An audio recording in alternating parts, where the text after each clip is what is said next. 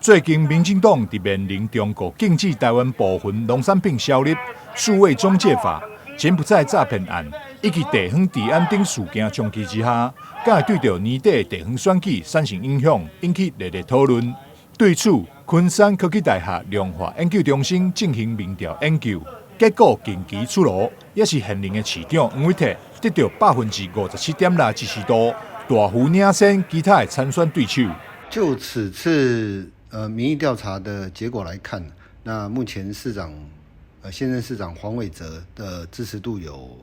57.6%，那相对于另外一个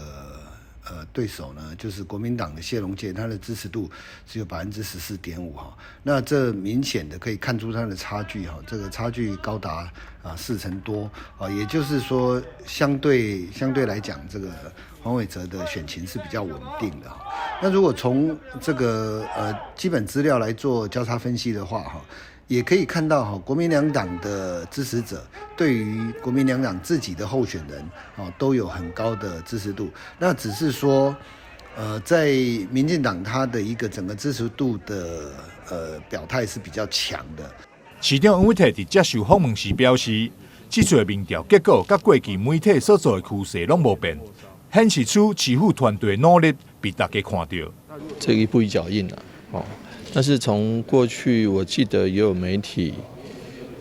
电子媒体，还有其他的部分，大概是这个趋势。目前为止，我们也是趋势都不变。那我们希望说，我们市府团队的努力能够被看见。那也谢谢市民的肯定。不过，这个选举就像打棒球一样，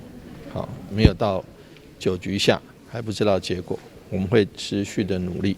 好，那这个临渊履薄，那